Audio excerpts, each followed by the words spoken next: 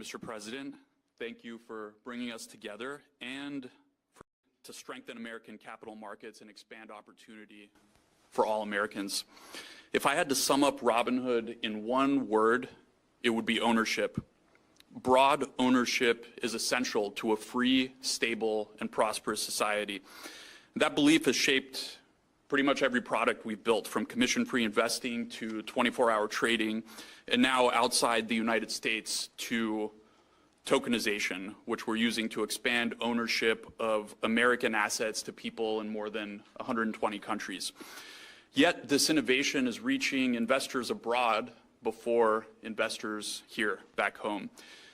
And the opportunity goes far beyond public markets. Tokenization will open up markets that have long been out of reach, including private companies.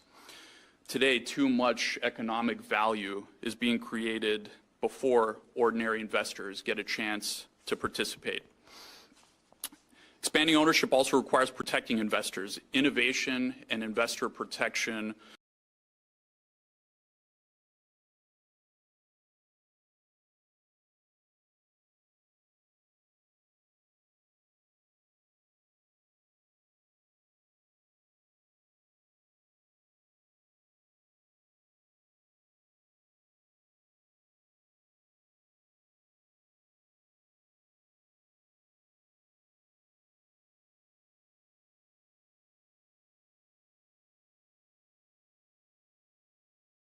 aren't opposing goals. America became the world's capital markets capital by doing both, and the chairs here understand that.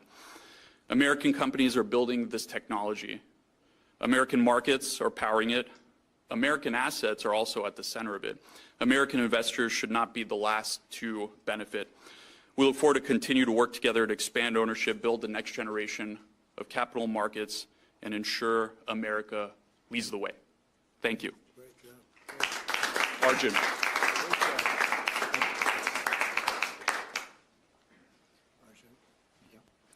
Hello, everyone.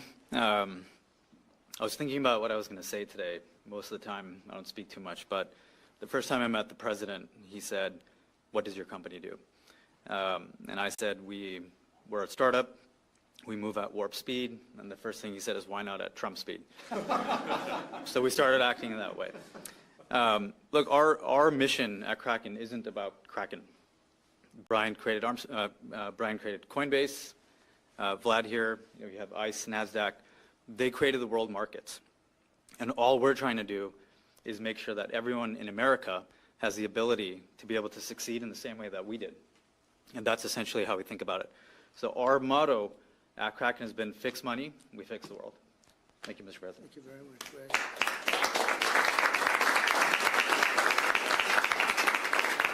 And if you have any questions, or if anybody else of this very distinguished, would somebody like to say something? My male models who happen to be genius. They're brilliant and they look good, right? But anybody, would you like to say something? Go ahead, please. Just want to thank you, Mr. President, for all of your leadership. America should lead in crypto and win in markets like prediction markets. And with your leadership and your administration, you're helping America lead here and become the crypto capital of the world. So thank you very much. I just want to thank you, Mr. President, as well as Chairman Atkins and Chairman Selig for the great work that they're doing.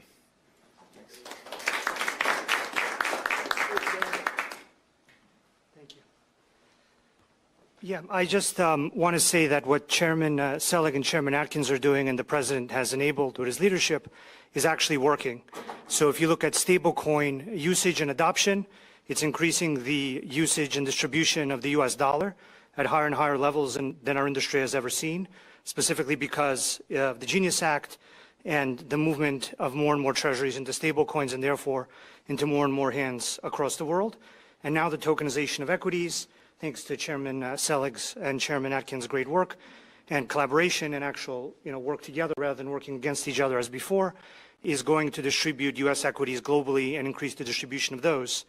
So, we power a lot of these applications and companies, so we know what the numbers actually are, and they're massively increasing because we have regulators and leadership that enables the success and distribution of these U.S.-based assets. So there's actually a very real and tangible outcome that's really now benefiting the U.S. and adoption of U.S.-issued assets and the U.S. dollar. So I just want to mention that it really is working and hitting all-time highs. So thank you very much. Thank you. So if you have any questions, we have a meeting next week with the AI people. The top people are coming in, so we can talk about that. But we're leading by a lot with AI. We want to keep it that way. We want to regulate, but we want to have it regulation where they can continue to lead, not regulation that's going to stifle a very important industry. I think maybe bigger than the internet, bigger than anything anyone's seen. And we're helping in that regard, especially with regard to allowing them to produce their own electricity, which everyone thought was crazy that it would never be approved. We're getting them fast 2- and 3-week approvals. They're building some of the greatest electric plants anywhere in the world because our grid is old and tired and weak, and they're actually giving the excess electricity into the grid, but they're building power plants that nobody's ever seen anything like it. We're not using the power from the grid. We're using brand new power, so it's a great thing because that misconception has been out there that we're taking electricity. We're actually creating electricity, and that's something I was proud of because that was my idea. Nobody believed it. Actually, it went along for 2-3 weeks. I said, how come these guys aren't submitting? Well, they thought that you were just kidding, because that's the way it's been in this country. Nobody would ever say a thing like that. But no, they're building power plants, the likes of which, all different, fueled all different ways, but the likes of which we've never seen. The people that are in the power business, and we're seeing things that we've never seen before, because a very high level of intelligence is doing it. So it's been great. Okay, any questions? Mr. President. Yeah, please. Mr. President, does the administration have any plans to accumulate sizable amounts of Bitcoin or other cryptocurrencies? Well, it's been talked about. I think I'd probably rely on Paul and the whole group for that. He'll make a decision. You guys will make a decision, and you'll let me know. But certainly it's been talked about. It's taken a lot of pressure off the dollar. It's been very, very good for the dollar. And I think if you came in with recommendations, two of you, if you came in with some recommendations, I would certainly listen. It seems to be a pretty big subject. Yes, please. Hi, President Trump. I have 2 quick questions. Go ahead. Don't get around here much. So my first question is, we're talking about AI and crypto a lot, and you won overwhelmingly with working class Americans in 2024, tens of millions of working class Americans. Many of them, they say, we love President Trump, but we're still cautious about AI and crypto. Yeah. What do you say to those who are still reticent to embrace this evolution? So I think it's a great question, and I think it's going to create a lot of jobs. It's going to create success. It's going to create tremendous innovation medically. I mean, they're coming up with already, amazingly, they came out with something today that I looked at, it having to do, I won't go into the details, but having to do with a pretty unstoppable disease, and all of a sudden they're coming up with answers that they never thought were possible, and things that they never even would have thought about. So I think it's really creating jobs. And I can tell you one thing, if you look at our construction jobs right now, because we're building more plants, factories, things that really have something to do with the AI, but also car factories, car plants. They're moving into our country. Honda just announced, Toyota just announced they're moving their operations from Mexico, from Canada, from other places. We, by the way, probably have a deal with Canada. You probably saw that. Very major tariffs were going on to Canada today. We delayed it for 3 days because I think we have a deal with the Prime Minister, and good deal for everybody. So that's good. But the construction jobs are enormous. We're building the biggest plants anywhere in the world. And I can say if I were the mayor of a town or the governor of a state and I had a chance to get a big plant in, an AI plant or a data center, I would absolutely want it because the jobs are enormous and the money paid, the taxes paid are just enormous. And if you don't take it, you're going to be left behind because there are plenty of places that want it. So I would say that maybe it can use a little public relations help. But if I were a governor or mayor, I would want that plant in my community. And many of them are designed in a very beautiful way. It's really very positive. Okay, thank you. A little off topic. So you mentioned Joe Biden and some of the past leadership, and it's been about 69 days since we've seen Mitch McConnell. Sometimes when you look at Congress, it looks like the cast of Cocoon. But I read a Cindy Adams column in the New York Post recently, and she talked about how we need term limits and someone needs to hold Congress accountable. Maybe you should be the person to do it. Would you support term limits for Congress or some type of cognitive testing? Because maybe if we had that the last 4 years, we wouldn't have ended up in some of these messes. So term limits are very popular with the public. I've seen it both ways. I've seen where people go in and they get termed out and they're very talented and they're at the height of their career, politicians. and you end up with total rookies in there, nothing gets done. And I've seen it the other way, where people are there too long. We see that all the time. I see both. I always like to say that a term limit is an election. You know, the public's pretty smart. You see that last night. We had some great success last night. The Republican Party had tremendous success last night. But I like to say that term limits should be elections. But I'm okay with term limits. Remember, the people that have to pass term limits are the people that are going to be voting on them to get out of office. So it's a little bit tough. That's not the easiest vote to get, is it, huh? But I'm okay with it one way or the other. I do think elections really turn people out. Mr. President, I want to ask you about Canada, but first, the Treasury Secretary says that we could see the most impactful sanctions on Iran this week. When will they come, and what else could be sanctioned on Iran? Well, we have things that we could sanction. We have very draconian sanctions, and we'll see what happens. Right now, the strait is open. A lot of boats are coming through. People aren't reporting that, and that may slow down a little bit at some point, but right now a lot of boats are coming through. The naval blockade has been extremely effective. Zero, I mean, literally while it's up, and it's been for quite a while, you know, except for a couple of little pauses where we opened it purposely with a deal, but the deal didn't terminate, you know, the deal didn't turn out to be what they said, you know, when they tell us one thing and they do another. But the blockade has been 100% successful. No boats have gotten into Iran, but they are getting in for other places. But we'll see. We're going to see what happens. It'll either be extremely good and oil prices are going to drop like a rock, or we'll continue to do exactly what we're doing. You know, they were talking about $350 a barrel, and it's today 84, 85. And we are getting a lot of oil out. But the other thing that's happened is people have found other alternatives, which they never thought about. Texas, Alaska, Louisiana, and other places. In addition, a lot of pipelines, record numbers of pipelines are being built. So I think the Hormuz Strait's not going to be quite as important as it was in the past. Now, on Canada, if I could ask you, you said that there's a deal, an agreement in place. Are you willing to lower tariffs on steel and aluminum? Well, we're looking at that. In order to get farmers, get the tariffs lowered. Well, we're getting zero for our farmers. You know, farmers have been hurt very badly by Canada, and they won't be paying any tariffs anymore.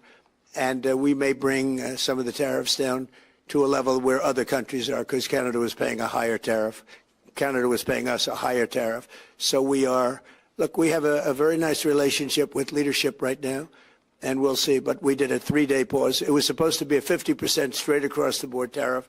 That was going into effect at 7 o'clock this morning, and I delayed it at the request of Canada for 3 days so we can iron out the details. But it's going to be a wonderful deal, hopefully a wonderful deal for everybody. Yeah. Mr. President, earlier today you said North Korea has something like 57 nuclear weapons. They've been expanding their nuclear program. Is your goal in trying to re-engage with Chairman Kim still denuclearization? And what makes you think you could be successful now when you weren't? Well, I don't want to talk about that, but I do have a good relationship with Kim Jong-un. As you know, you've seen. He didn't like Biden. He didn't like Obama. He didn't like anybody, but he likes me, and I just got along with him very good. We had great meetings. We speak, and I think our nation, and I think other nations, frankly, whether it's Japan or South Korea, they're a lot safer if I'm president than if somebody else is president. Now, I didn't like the fact that we're doing these massive military exercises, really against North Korea. It was an exercise against North Korea. When I'm friendly with him, when we have, I don't see anything happening for certainly 2.5 years. It's not going to happen with me, but I don't see anything happening. And I was not happy when South Korea said, no, they're not interested in helping us with the Hormuz Strait, and yet they get 60% of their oil from the Hormuz Strait. I said, would you like to help us? He said, no, thank you. I said, that's nice, please, thank you. He made us a lot of money. I didn't like that. So I felt that to do we were doing a massive war exercise. I thought that was very insulting to somebody that, frankly, has been, during my term at least, very well behaved. Yeah. On the bond market, is the administration done enough to stabilize the bond market after yesterday? Well, I think it is, but I mean, it's very sad. Every time we do great, we announce great numbers, the interest rates go up. And they go up because they want to stop inflation. They should go down because the country's strong. You know, I see countries like Switzerland where they're the #1 lowest interest rates, 0.5%, and we pay 3.5%. And yet, if we stop doing business, for instance, I have the absolute right to cut off all business with a country like Switzerland, like anything. So why are they prime if I can cut off the business and they are no longer functional? And yet they're considered to be like an elite country. And I don't want to single them out because there's 60 countries like that. They live off the United States. So why are we paying higher interest rates than them? You know, in the old days, we used to pay the lowest interest rate, no matter how we were doing, because we sort of generate for the whole world. And I want to see it where interest rate, and I have to tell you, we have a wonderful chairman. I think he's doing a great job. The problem is he has a board, and it's a political board. It's people put in by Obama, Biden, and me. And there are quite a few members still left, as you understand. And so they vote to raise interest rates. I don't know if they're doing it because they think they're doing a good thing or because they like the politics of it. But my point is, years ago, 25 years ago, when the country announced good numbers, interest rates went down because we had a stronger country. Now when we announce good numbers, the better they are, the worse it is for interest rates. So we could have a GDP of 10 times. You know, they say, oh, it's going to be 3 times or 4.1. We could have a GDP of 10, 12, 15 times if they just leave us alone. Let the rates go down. We should pay the lowest interest rates. You know, every point of interest is $600 billion. Think of that. Every point of interest is $600 billion. 2 points means we make a fortune, but we keep driving it up. It's a very unfair system, and I've said it now for a long time. When our country does well, interest rates should go down. I mean, every time I hear our country's doing well, I say, oh, it's too bad, because they lift up interest rates. They should drop interest rates because it means we have a strong country. And it's all based on credit, meaning good credit. And we have the best credit. And we'd pay off the debt very easily, very quickly. But if somebody's paying a half a point, we should be paying a half a point, not somebody else. Right now, I think it's Switzerland has the lowest. Again, and I don't want to single them out, but if you take our business away from Switzerland, they have problems. So why are they paying a half a point and we're paying much more than that? Does that make sense to anybody? I mean, it seems pretty simple to me, but it's a killer. You know, I almost like to hear bad numbers. I'm saying, I hope we have bad numbers today. Interest rates will go down. It doesn't make sense. When our business is good, we should lower interest rates. And then you want to build America, you're going to see a building like you've never seen. We're doing great, even despite the fact of what's happening with interest rates. Should Americans be concerned about this volatility in the bond market? No, I don't think so, because like I said, our country is doing so well despite interest rates. We have interest rates that are artificial. They're actually artificially high. They raise them for no reason.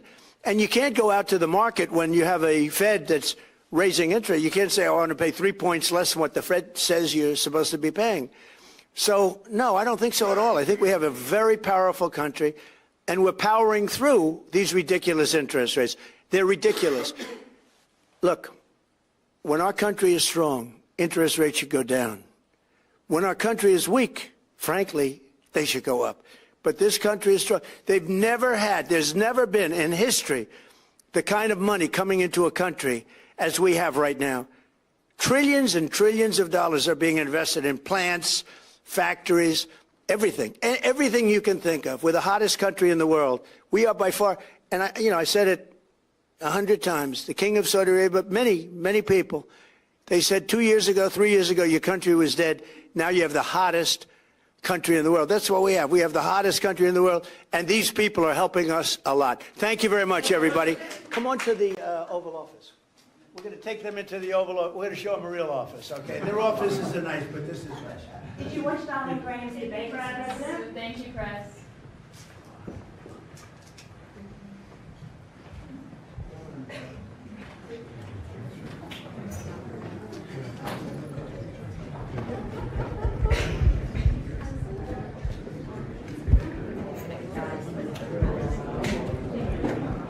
Minds in finance, crypto, and technology ahead of the first ever meeting of the CFTC's Innovation Advisory Committee in Washington, D.C. This is a group of very smart people that are on a committee to recommend what we do. Right, Paul? They're going to be telling us a little bit, but I think Paul knows maybe more than anybody. He's doing well. We're leading in every aspect, including AI, and we're leading by a lot. And we want to keep it